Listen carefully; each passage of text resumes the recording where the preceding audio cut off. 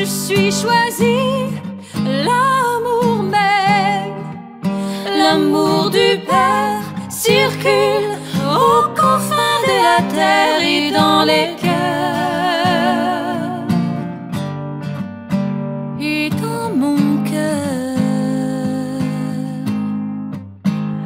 parce que l'amour m'aime, je deviens l'amour,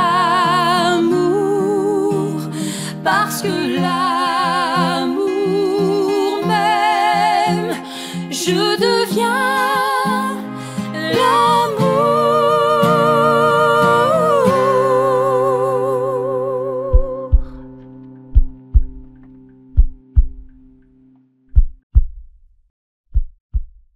Bonjour, chers choisis de Jésus.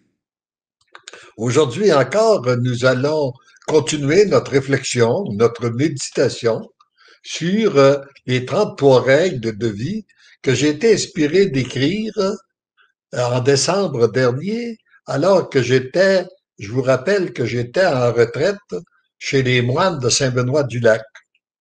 Et après avoir lu les règles de Saint-Benoît, je me disais, nous sommes pas tous appelés à être des moines. Ce que nous aurions besoin, c'est des règles de vie adaptées à tout le monde. Et j'ai pensé à ceux qui étaient croyants, mais j'ai pensé aussi à ceux qui ne l'étaient pas. Quelles sont les règles de vie qu'on pourrait découvrir pour leur aider à être plus heureux?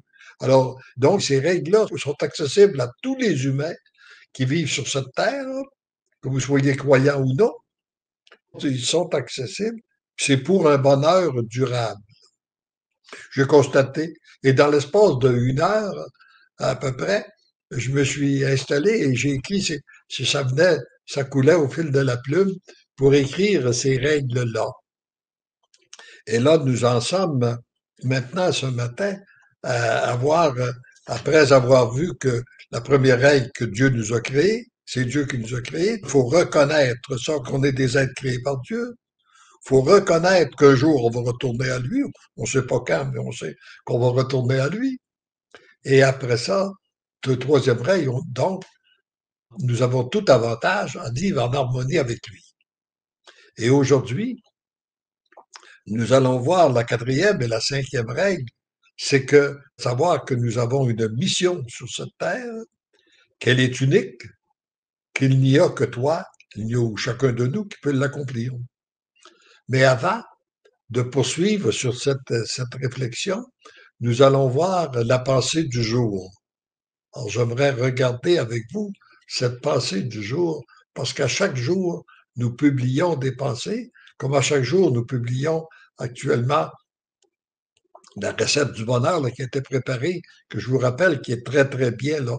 Si vous n'êtes pas inscrit, vous pouvez vous inscrire, c'est gratuit. Alors, à partir d'Osana, là, sur cette recette-là, là, qui fait une très belle réflexion, qui sont à partir des textes, des volumes pour le bonheur des biens, bien choisi Jésus. Mais revenons à la pensée de ce jour qui nous dit ceci. Mon enfant, c'est moi, Jésus, qui veux parler à ton beau petit cœur d'enfant. Si tu savais comme je l'aime, ton cœur d'enfant, pur et beau, comme je serais heureux si tu me donnais la permission de le garder pur. Je placerais une armée d'anges autour de toi pour te protéger du monde des ténèbres dans lequel vous vivez. Mon cœur brûle d'amour pour toi. Alors, nous avons tous un cœur d'enfant. Nous avons tous un enfant à l'intérieur de nous. Trop souvent, il n'y a pas sa place parce que le grand prend trop d'espace. Et c'est pour rentrer dans cette relation avec notre Dieu, il faut accepter de redevenir comme des petits-enfants. Alors, nous revenons sur nos règles. Et là, mon objectif aujourd'hui, c'est de vous faire prendre conscience à toi qui m'écoutes, là, que tu as une mission sur cette terre. Est-ce que tu y crois? Est-ce que tu acceptes que tu as une mission? Oh, si je te disais que le pape François il a une mission, tu aurais sûrement de la facilité à l'accueillir puis dire ben oui, et puis qu'on pourrait donner beaucoup de grands personnages, des gens qui ont joué un rôle important. Peut-être que si je te disais, ben moi aussi j'ai une mission, peut-être que tu dirais, ben oui, ça a l'air à ça, ça a du bon sens. Mais si je te dis que toi, tu as une mission, toi qui m'écoutes, là, en ce moment, tu as une mission, est-ce que tu l'acceptes? Est-ce que tu y crois? Et si je te dis, ta mission, elle est aussi importante que la mienne. Elle est unique, il n'y a que toi qui peux l'accomplir. Est-ce que tu y crois? Peut-être que ta mission, elle est moins d'envergure. Peut-être qu'il y a moins de gens qui circulent autour. Peut-être, peu importe. Mais elle est tout aussi importante. C'est ça qu'on a besoin de se convaincre que nous avons tous une mission, parce que dans le plan de la création de Dieu, c'est un peu comme une mosaïque, ou c'est un peu comme un casse-tête. Chaque pièce est importante. Alors, ce que tu es est important. Ta mission, elle est importante. Oui, mais tu dis, moi, je la vois pas. Je sais pas pourquoi. Peut-être que tu peux te poser des questions. Ben oui. D'abord, ça se peut pas que Dieu t'a créé, puis que t'as pas de mission, qu'il n'y a pas un but, qu'il n'y a pas une raison principale pourquoi il t'a créé. Qu'il n'y a pas de mission pour toi. Au moment où il t'a créé une mission. Tu as une mission parce que dès que tu es arrivé sur la Terre, tu as changé le cours de vie. Ça a contribué à produire certains changements autour de toi. Ça te reste que le changement que ça produit chez tes parents, chez tes frères, tes sœurs, etc., etc. Puis plus tu avances en vie, mais dans la vie, plus il y a des contacts avec les tierces personnes. Et ça, donc tu as un rôle à jouer. C'est ça ta mission. Et puis, tu sais, il y a cette partie-là de la mission qui est visible, mais il y a la mission qui est invisible. Parce qu'on vit aussi dans un monde spirituel et il y a une partie de toi qui contribue à avoir une influence dans le monde invisible. Alors donc, tu as une mission. Et justement, je demandais au Seigneur de me donner, pourrais-tu me donner des exemples concrets sur quelque chose pour aider à faire prendre conscience aux gens qui vont m'écouter, de découvrir que oui, c'est vrai que j'ai une mission. Et hier au soir, je reçois un téléphone d'une religieuse de 95 ans qui doit demeurer dans sa chambre parce qu'elle va en partie paralysée, elle est revenue, elle peut marcher maintenant. Elle me dit, je marche avec une marchette. Mais qu'elle était toute heureuse. Et puis, elle s'apercevait de la mission importante qu'elle avait de pouvoir prier pour l'humanité. Elle me disait aussi ben, qu'elle pouvait aider les préposés. Parce que c'est sûr que quand je cause avec eux autres, ils n'ont pas la même notion de l'amour que moi, quand on parle d'amour. Et ça me permet de leur donner ma version à moi, ce que je comprends de l'amour qui est origine de l'amour de Dieu. Souvent, ils me racontent après qu'ils en ont parlé dans leur famille, ça les a fait cheminer. Alors voyez-vous, elle a un rôle important, elle a encore une mission importante sur cette terre.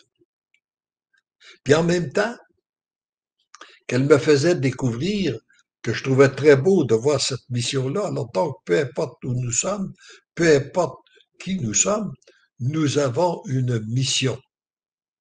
Et en même temps, elle me faisait découvrir la mission des choisis de Jésus. Parce que tout de même, c'est une femme qui a encore toute sa tête, très intelligente, qui a une grande formation. Elle a été professeure, elle est enseignante toute sa vie. Elle a été responsable de chorale. Et puis bon, elle a joué un rôle important dans sa vie. Elle a sûrement fait aussi beaucoup de retraites, etc. Puis elle me téléphonait pour dire comment est-ce qu'elle était heureuse d'avoir des volumes pour le bonheur des biens, mais choisi Jésus, qu'elle se disait, je les relis continuellement. Et parce que ces volumes-là m'aident à avoir un vocabulaire. Oh, il y a toute ma formation chrétienne que j'ai.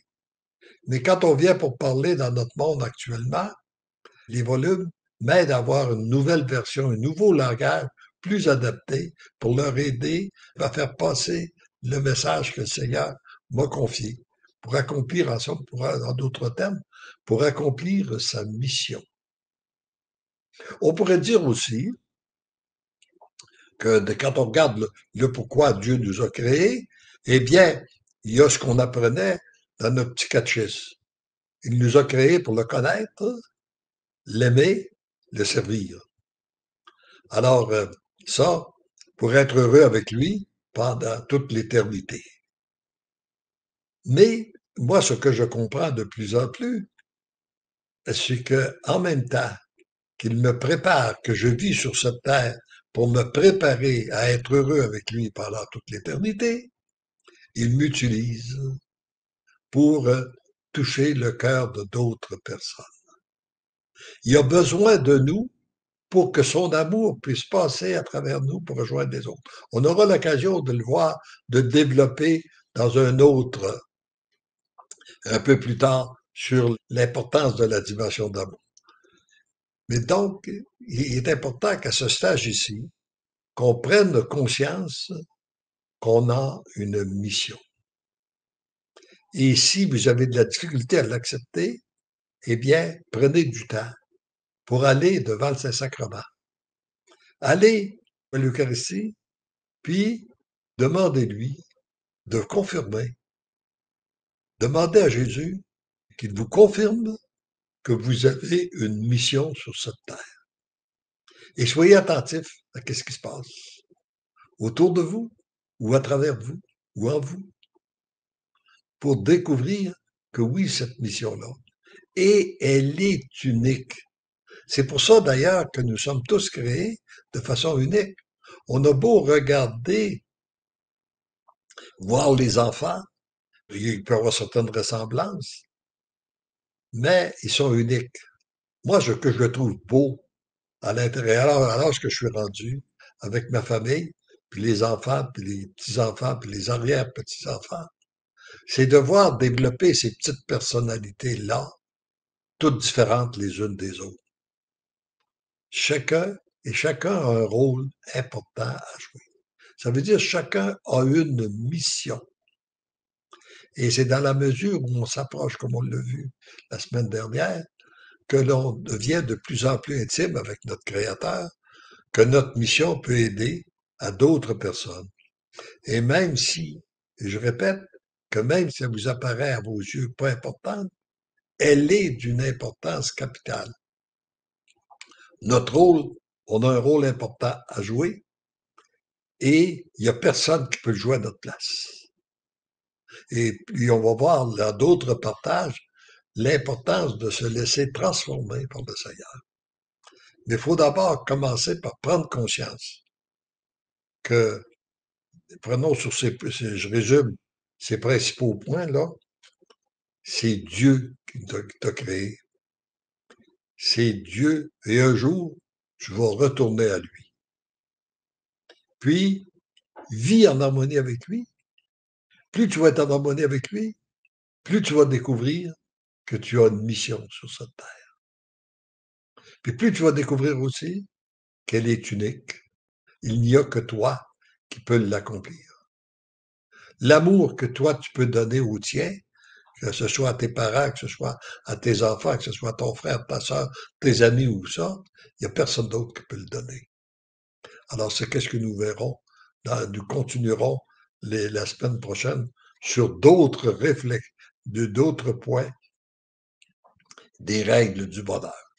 Alors, je dois vous dire aussi que je suis très heureux de voir que nous avons eu une nouvelle impression de ces règles-là, qui sont dans un format plus petit, plus facile, et nous allons les diffuser et vous pouvez vous en procurer, vous pouvez les avoir, on va trouver la façon, le cas de chez Trop, de quelle façon qui vont se diffuser, là, on en a ici à Sherbrooke, il y en a en Europe actuellement.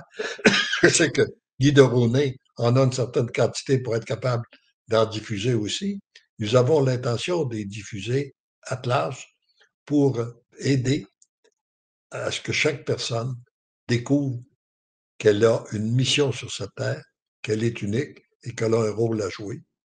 afin qu'elle puisse de plus en plus s'épanouir tout au cours de sa vie. Et on termine en se disant, parce que l'amour nous aime, nous devenons l'amour. Parce que l'amour nous aime, nous devenons l'amour. Parce que l'amour nous aime, nous devenons l'amour. Amen. Je suis choisi, l'amour même, l'amour du Père circule aux confins de la terre et dans les cœurs et dans mon cœur, parce que là